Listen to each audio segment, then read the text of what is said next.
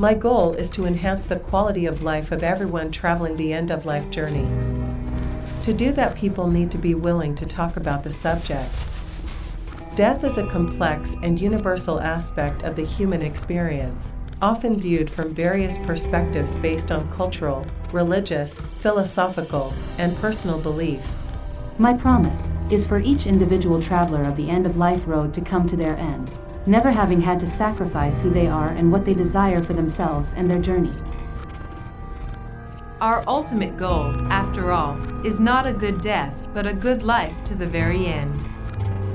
You may not control life's circumstances, but getting to be the author of your life means getting to control what you do with them. Death, the ultimate freedom. Who knows what's on the other side?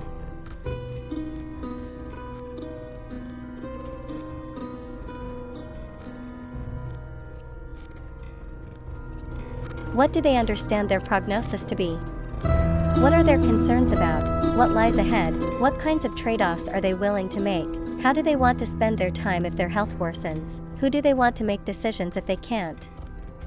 In 2001, Dr. Bill Thomas had a radical idea. Instead of institutions, people should live in real homes.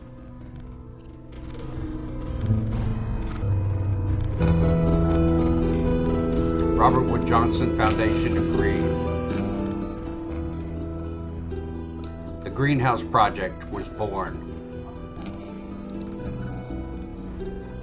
Let my life be true, let my death be free. Who knows what's on the other side?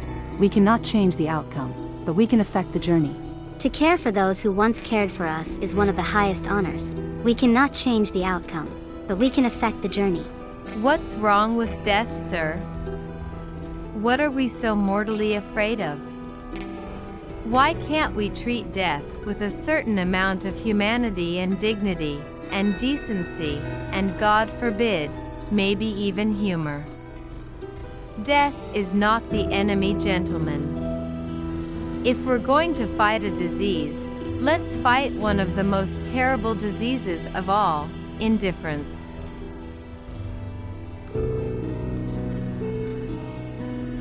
The concept of a graceful death is often associated with the idea of facing the end of one's life with acceptance, dignity, and a sense of peace.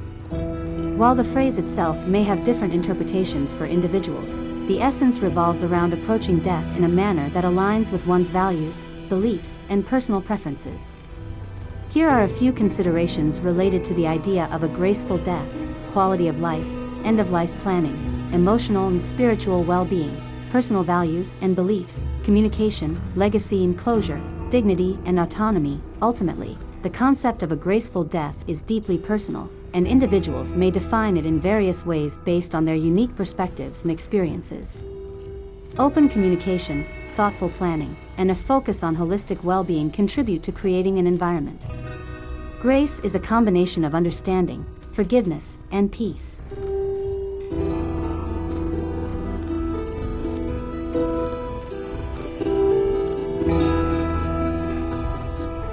Death is the last thing that you do in your life.